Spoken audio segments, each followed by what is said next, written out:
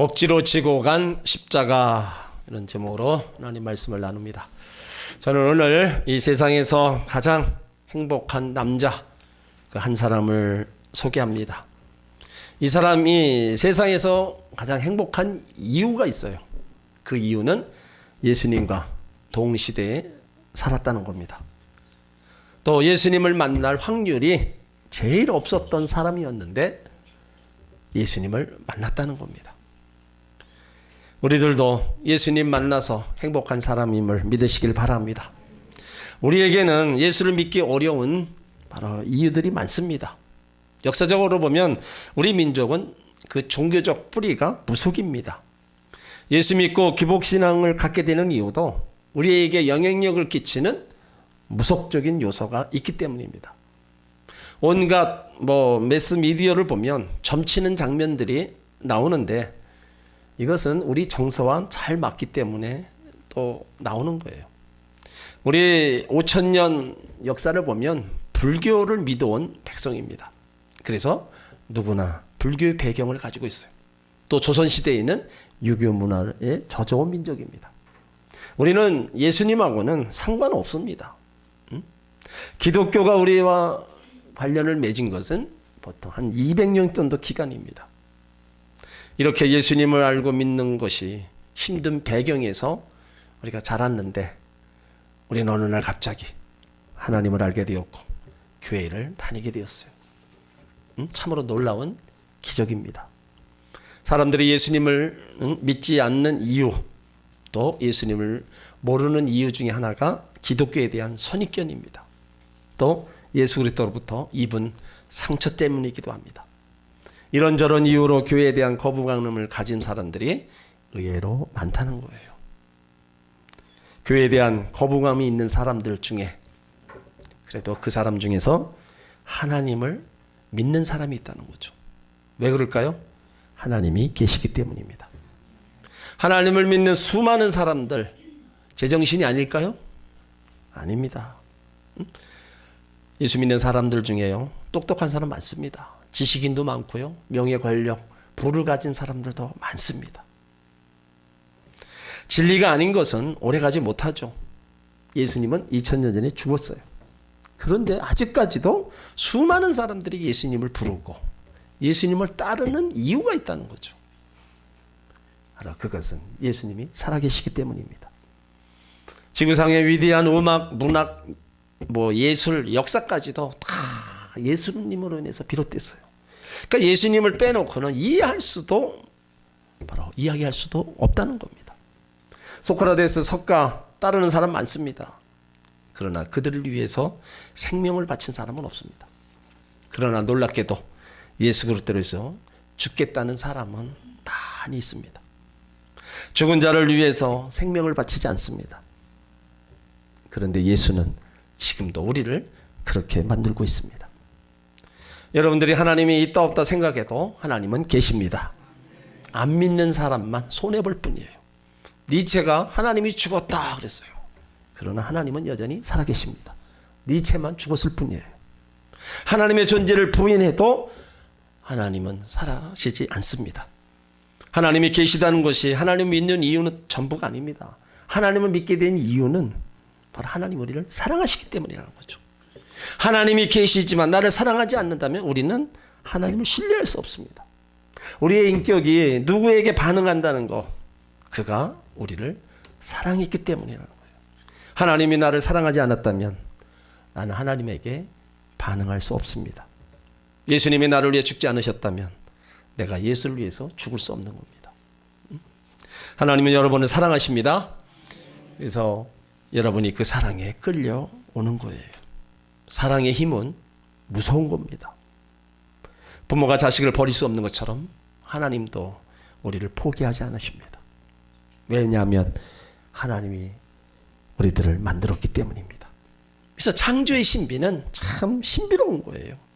내가 낳은 자식을 잊지 못하고 자식을 통해서 자신의 모습을 발견합니다.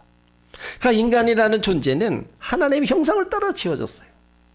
하나님의 형상이 우리 안에 있기 때문에 하나님을 만나기 전까지 우리 인생은 불안하고 행복이 없다는 거예요.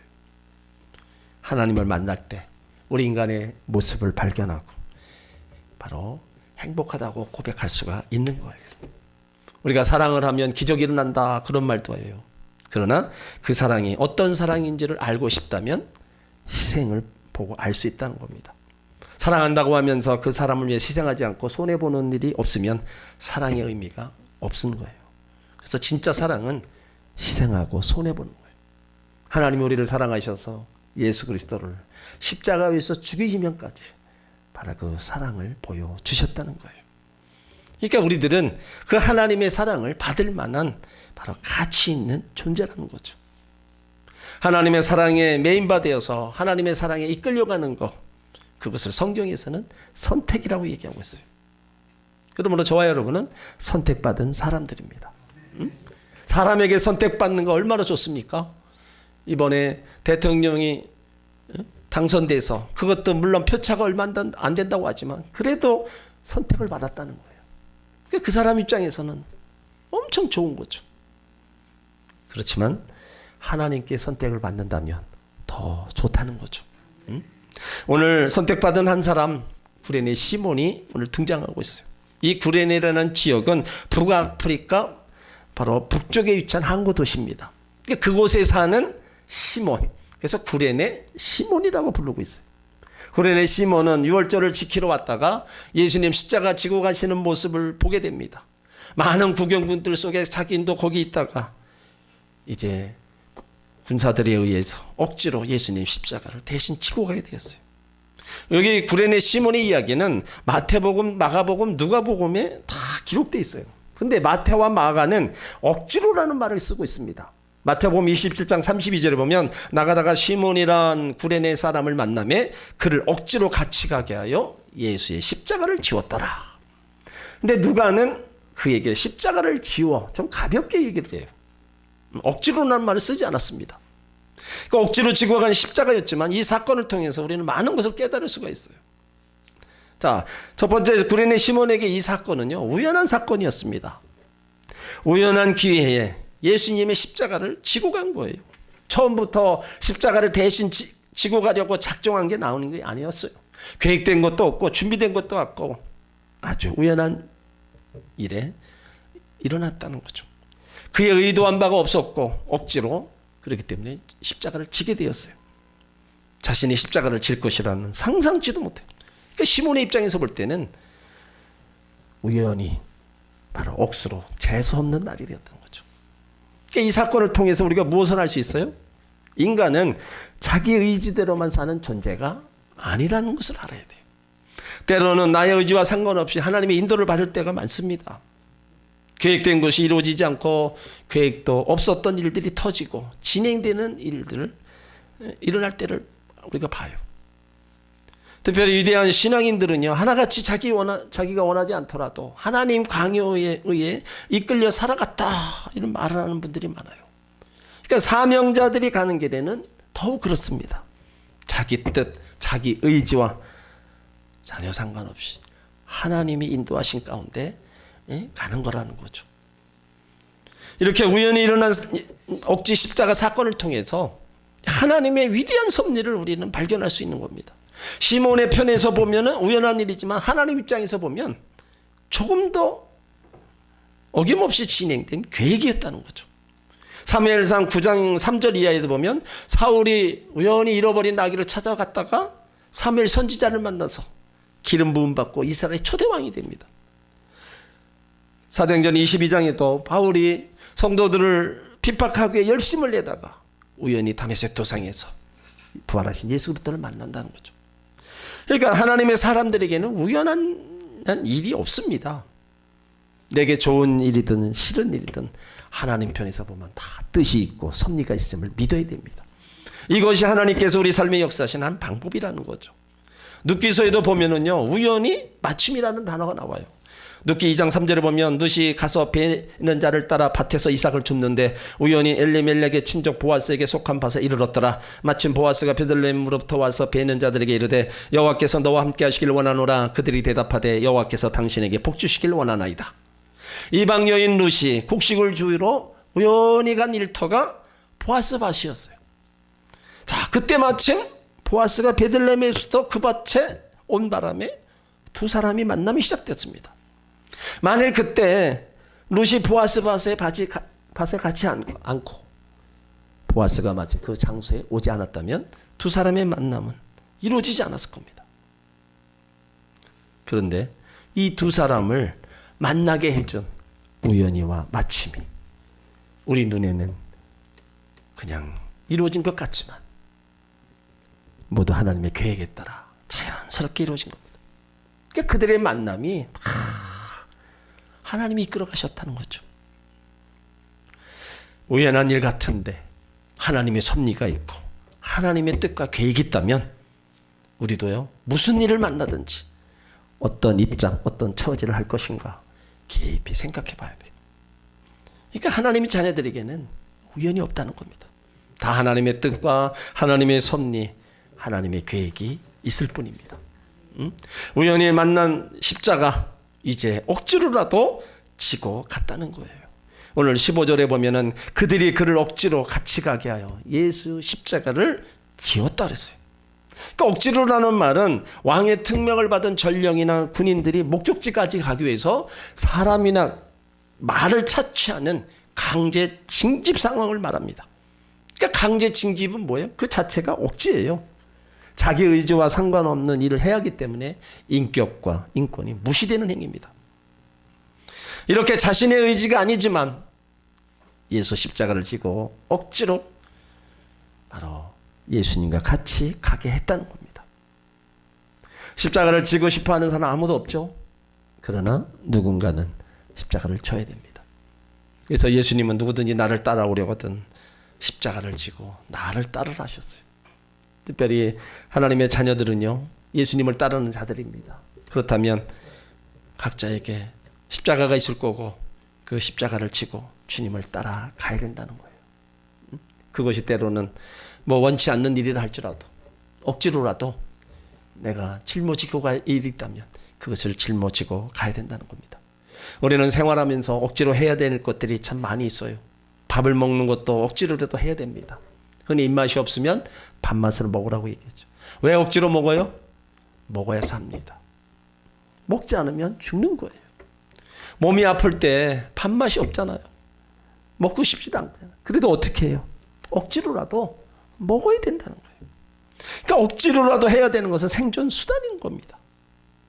몸이 불편한 사람 가운데 인공신장과 산소호흡기에 의지하여 사는 사람들이 있습니다. 자기 힘으로 할 수 없는 신체 기능을 억지로 해주는 거예요. 그러니까 억지로 하는 것들은 억지로 하지 않으면 생존할 수 없다는 겁니다. 그래서 억지로라도 해야 생명을 유지할 수 있다는 거예요. 누가복음 15절 탕자의 비유에서 둘째 아들을 보면 그 아버지의 재산을 가지고 멀리 가서 다 이제 허랑방탕한 시간을 보냈을 때 돈도 떨어지고 친구도 다 떨어졌어요. 먹을 것도 없습니다. 결국 아들은 돌아옵니다. 그 집으로 돌아오는 동기가 바람직하지가 않아요. 나는 여기서 줄여 죽는구나. 이기적인 동기에서 돌아오게 되는 겁니다. 그러니까 돌아오는 동기가 자의가 아닌 억지입니다. 자기 필요에 의해서 이기적인 동기에서 돌아오는 거예요. 그러나 어떻게 해요? 억지로라도 돌아와야 돼요. 왜 그러냐? 그래야 살 수 있다는 겁니다. 여러분, 우리의 믿음이란 어디까지나 개인적인 겁니다. 누구도 나를 대신해서 믿어줄 수 없고 믿음의 행위도 대신해 줄 수 없어요. 예수님 베푸시는 기적도 개인적인 믿음을 요구한다는 거죠. 병든 자가 자신의 의지 절대 필요하다는 거예요. 그러니까 억지로라도 예수님 말씀대로 해야 기적은 성취되는 겁니다. 그러니까 힘들더라도 억지로 내가 예수님 옷에 손을 대야 낫는 거예요. 손을 마른 사람에게 내 손을 내밀라 하시면 억지로라도 내 손을 내밀어야 고침을 받는다는 겁니다. 30편 된 병자에게 내 상을 들고 나가라. 그럼 어떻게 해요? 억지로라도 들고 걸어가야 낫는 겁니다. 그러니까 억지로라도 믿음 행해야 되는 거예요. 그래야 거기에 나타나는 기적은 나의 것이 되고 성취되는 거예요. 우리가 세상에서 자기 좋은 것만 할 수 없죠. 때때로는 남을 위해 내가 하기도 하고 또 싫은 일도 해야 됩니다. 그런데 남을 위해 하는 일을 다 이렇게 보면 다 결국엔 자기를 위한 일이라는 거죠. 그러니까 이것이 세상의 이치고 우리가 억지로라도 해야 될 일들이 있는 까닭이라는 겁니다. 예수님은 아무든지 나를 따라오려던 자기를 부인하고 날마다 제 십자가를 지고 나를 쫓으라고 그랬었어요. 그러니까 이 말씀은 사람은 누구나 자기가 지고 가야 할 십자가가 있다는 겁니다. 그러니까 십자가 없는 인생은 없어요. 자, 그러면 십자가를 지라는 건 뭐예요? 내가 짊어져야 할 그 짐을 지라는 겁니다. 주님을 따르는 삶에 있어서 여러 가지 어려움들을 감수하라는 말씀이에요. 어떤 사람은 남편을 십자가로 여기는 사람이 있고 아내를 십자가로 여기는 사람도 있고 자식을 십자가로 여기는 사람도 있어요. 어떤 사람은 자기가 해야 될 일이 너무 커서 그 책임이 십자가다. 또 어떤 사람에게는 질병이, 어떤 사람에게는 여러 가지 경제적인 문제와 고통이 다 십자가가 될 수 있습니다. 모든 사람에게는 싫든 좋든 자기가 짊어지고 가야 할 십자가가 있다는 거예요. 그 십자가를 내가 지고 가라는 겁니다. 십자가는 우리가 주님의 고난에 동참하는 겁니다. 주께서 기억하시는 십자가, 주님과 함께 영광이 약속된 십자가라는 거예요. 그러므로 우리에게 십자가가 있다는 것은요, 우리가 하나님 자녀라고 하는 증거입니다. 그리고 예수님은 우리에게 십자가를 주시되 가장 알맞는 십자가를 주신다는 거예요. 내가 감당할 십자가만 주신다는 거예요. 내가 감당치 못하는 거는 피할 길을 내서 감당하게 하시고, 할 수만 있다면 내가 감당할 것만 주신다는 거예요. 그러니까 지금 내가 살아가면서 여러 가지 십자가로 여기는 그런 모든 것들은요, 내가 감당할 수 있는 것을 나에게 주신 것으로 우리가 알고 그것을 우리가 잘 지고 가야 된다는 거예요. 그러면 우리가 십자가를 어떻게 감당해야 돼요? 자기를 부인함으로 감당하라는 겁니다. 자기를 부인하라는 것은 육신의 욕구를 거절하는 겁니다. 타락하고 부패한 자를 버리는 거예요. 내게 유익으로 생각했던 것을 다 예수 그리스도를 위해서 버리는 거예요. 이것이 자기 부인입니다. 그러니까 자기를 부인하지 않고는 결코 예수님을 따를 수가 없습니다. 욕망을 다스릴 수 있어야 합니다. 무익하고 소용없는 것들을 거부할 수 있어야 되는 거예요. 그러니까 그리스도인들은 사소하고 베풀어진 것을 탐닉하는 그런 사람들이 아니잖아요. 육신적인 욕구, 편안한 거, 즐거운 거, 이런 것들이 나의 길잡이가 돼서는 안 된다는 겁니다. 육신의 욕구를 쳐서 복종시켜야 됩니다. 내가 부인할 것은 부인하고 우리가 바르게 하나님 자녀답게 살아가야 된다는 거예요. 이렇게 나를 쳐서 복종시켜야 하나님이 기뻐하시고 하나님이 원하시는 하나님의 자녀가 되는 겁니다. 그러므로 우리 모두는요, 억지로라도 우리는 십자가 지고 주님을 따라가야 돼요. 우리가 교회에 나와서 그리스도인이 되는 것도 억지로 해야 됩니다. 왜요? 이 일 외에는 구원받을 수 있는 길이 없기 때문입니다. 주일이면 교회에 와서 억지로라도 예배해야 됩니다. 예배는요, 우리가 해야 될 일이고 거기에 구원받은 하나님의 백성들이 그 하나님께 드려야 될 산제물이 되는 바로 그 일이기 때문에 우리가 이 일은 목숨 걸고 우리가 하나님 앞에 해야 되는 겁니다. 우리가 기도하는 거, 기도가 영적 호흡이기 때문에 매일 뭐예요? 억지로라도 기도해야 되는 겁니다. 전도하고 우리가 봉헌하는 거, 봉사하는 것도요, 억지로라도 해야 돼요. 물론 교회는 강제성이 없습니다. 그럼에도 불구하고 교회라는 것은 억지로 해야 되는 일이 많다는 겁니다. 이것이 예수님을 따르기 위한 필수 조건이고 자기 영혼이 살기 위해서, 신앙 성장을 위해서 반드시 해야 될 일이라는 겁니다. 오늘 억지로 진 십자가의 의미를 우리는 분명히 알고요, 억지로라도 십자가를 지고 우리는 주님을 따라가야 될 줄 믿습니다. 이렇게 억지로 지고 간 십자가에는요, 축복이 있다는 겁니다. 성경은 예수 그리스도의 고난에 동참한 사람들에게 영광과 축복을 약속하셨어요. 오늘 구레네 사람 시몬이 억지로 십자가를 지고 갔다면 그에게도 상받기 충분한 일을 했다는 겁니다. 물론 그가 잘못 걸려서 십자가 지는 수고를 했다고 생각할지 모르지만 자신의 영예로운 이름과 후손들에게 영원한 축복을 남기는 위대한 일이었다는 겁니다. 구레네 시몬이 받은 복은요, 사도행전 13장 1절에 보면 안디옥 교회 지도자들의 이름이 소개됩니다. 안디옥 교회 선지자들과 교사들이 있으니 곧 바나바와 느리게라는 시몬과 안디옥 교회 선지자와 교사가 됐다는 거예요. 그가 최초로 바울과 바나바 그 선교사를 파송한 안디옥 교회에 바로 교사가 됐다는 거예요. 그리고 그 아들들은요, 초대교회 유명한 인물들이 되었습니다. 알렉산더와 누포의 아버지 구레네 사람이다, 이렇게 기록한 것을 보면 교회 안에서 잘 알려진 유력한 인물이었어요. 아버지가 예수님의 십자가를 대신 지심으로 아들들이 교회의 유력한 인물이 되고 구원의 축복을 누린 겁니다. 가문의 영광과 바로 복을 받아 누린 거예요. 또 그의 아내는요, 바울의 영적 어머니 역할을 했습니다. 로마서 16장 13절에 주 안에서 택하심을 입은 누포와 그 어머니에게 문안하라. 그 어머니는 곧 내 어머니니라. 두 아들 알렉산더와 누포의 아버지기도 한 시몬 부부, 안디옥교에서 열심히 바울을 도와줬어요. 그리고 나중에 바울이 누포의 어머니가 자신의 어머니이다, 그러니까 꼭 문안하라고 부탁해. 그러니까 바울은 그의 집에 남다른 애착을 가지고 시몬의 아내에 대해서 흑질한 사랑을 표현한 겁니다. 오늘 구레네 시몬이 억지로 지고 간 십자가, 자신에게는 물론 아들과 부인에게도 엄청난 영향을 미쳤어요. 온 가족이 모범적으로 주님을 섬기고 온 가족이 초대교회에 중요한 역할을 감당하는 축복을 받았습니다. 사랑하는 성도 여러분, 여러분에게 주어진 그 십자가 잘 지고 가면 가정에서도 잘 지고 교회에서도 잘 지고 나에게 어느 곳에 있든지 그것을 잘 지고 가면 거기 하나님이 높여주시고 하나님 복을 주시는 거예요.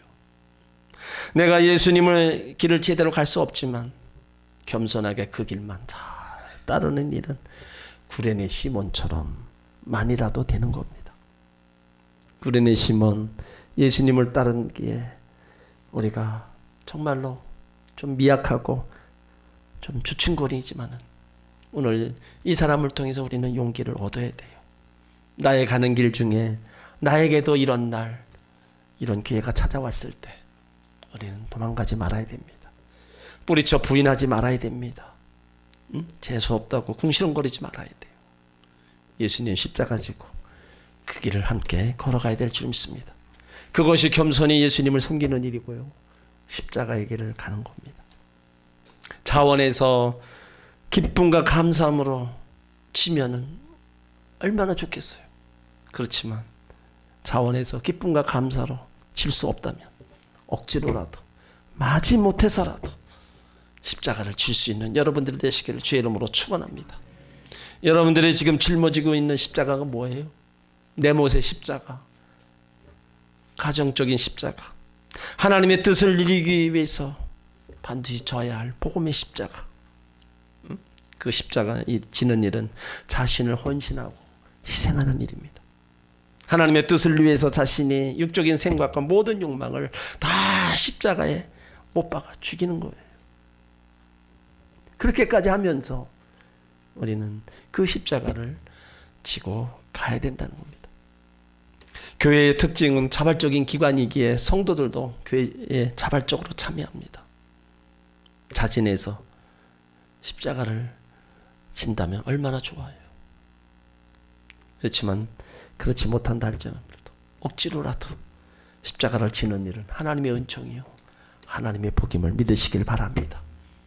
오늘 구레네 시몬은 알지도 못한 채 억지로 예수님을 십자가를 졌지만 자기와 가정의 그 신앙적인 복을 받았습니다.